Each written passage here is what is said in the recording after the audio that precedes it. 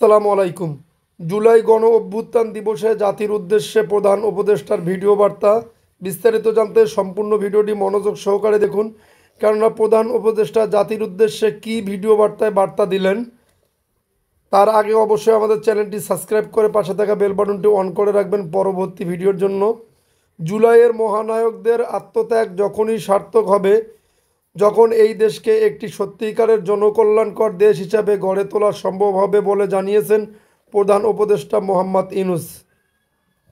জুলাই গণ অভ্যুত্থান দিবসের সকালে এক ভিডিও বার্তায় তিনি বলেছেন, জুলাইয়ের শহীদদের আত্মত্যাগ আমরা বৃথা যেতে দেব না। তাদের আত্মত্যাগেই আমাদের পথ চলার প্রেরণা।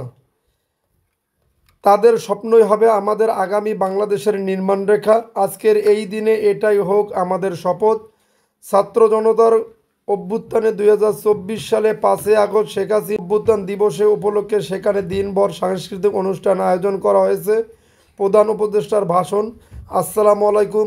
আজ আমরা পুরো জাতি একসঙ্গে স্মরণ করে এমন একদিন যা এদেশের ইতিহাসে গভীর ছাপ রেখে গেছে। 5ই আগস্ট শুধু একটি বিশেষ দিবস নয়, এটি একটি প্রতিজ্ঞা, গণজাগরণের প্রত্যাখ্যান এবং ফ্যাসিবাদী শাসন থেকে জাতির পুনর্জন্মের দিন। আজ আমি গভীর শ্রদ্ধার সঙ্গে স্মরণ করছি 1971 সালের স্বাধীনতা যুদ্ধের সকল বীর মুক্তিযোদ্ধাদের, যাদের আত্মত্যাগে আমরা পেয়েছি স্বাধীন সার্বভৌমত্ব বাংলাদেশ। 1971 সালের সাম্য, মানবিক মর্যাদা ও মানসিক ন্যায় বিচার প্রতিষ্ঠার লক্ষ্যে একাদশে জনগণ সশস্ত্র মুক্তিযুদ্ধে অংশগ্রহণ করেছিল। লাখো প্রাণের বিনিময়ে একটি স্বাধীন রাষ্ট্র প্রতিষ্ঠা হয়েছিল।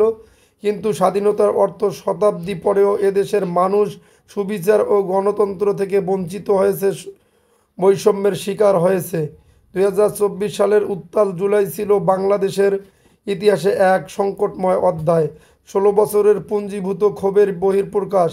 এদেশের এই বিপুল সংখ্যক তরুণরা 16 বছর ক্রমাগত হতাশায় নিমজ্জিত ছিল। ভালো ফলাফল করেও চাকরির জন্য ক্ষমতাসীনদের দুয়ারে দুয়ারে ঘুরেছে। চাকরিকে ঘিরে তৈরি হয়েছিল দুর্নীতি, স্বজনপ্রীতি আর তদবির বাণিজ্য। যে তরুণ ঘুষ দিতে পারেনি, এলাকার মাফিয়াদের সঙ্গে গড়ে তুলতে পারেনি, তার চাকরি হয়নি। সরকারি চাকরিতে বৈষম্যমূলক কোটা পদ্ধতি, যেটা মূলত ছিল দুর্নীতি, স্বজনপ্রীতির আরেকটা হাতিয়ার, এর বিরুদ্ধে তরুণ সমাজ দীর্ঘদিন ধরে প্রতিবাদ বিক্ষোভ করলেও ফ্যাসিবাদী শাসকের টনক নড়েনি। দীর্ঘ এই সময় প্রতিটি সেক্টরের মাফিয়াতন্ত্র কায়েম করে একটি সুবিধাভোগী শ্রেণী তৈরি করা হয়েছিল, যারা আর্থিক অন্যান্য সুবিধার বিনিময়ে স্বৈরাচারের পক্ষে কথা বলবে, কাজ করবে।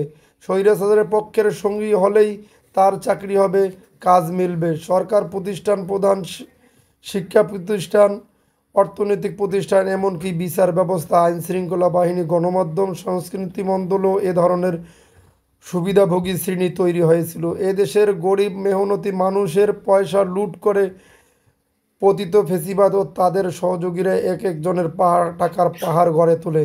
সীমাহীন দুর্নীতির কবলে পড়ে অর্থনীতি ভেঙে পড়ে। এই দেড় যুগে প্রতিটি ন্যায্য দাবি, প্রতিবাদ, বিক্ষোভ চলাকালে পুলিশের পাশাপাশি দলীয় সন্ত্রাসী অস্ত্র হাতে আন্দোলনকারীদের পিটিয়েছে।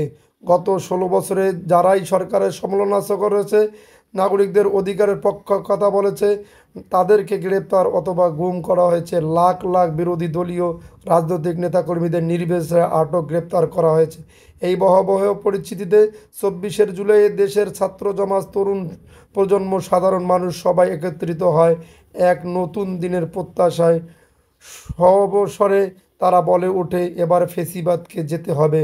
তবে মানুষের বুকে গুলি চালিয়ে শেষ পর্যন্ত ক্ষমতা আঁকড়ে রাখতে চেয়েছিল ফ্যাসিবাদ সরকার।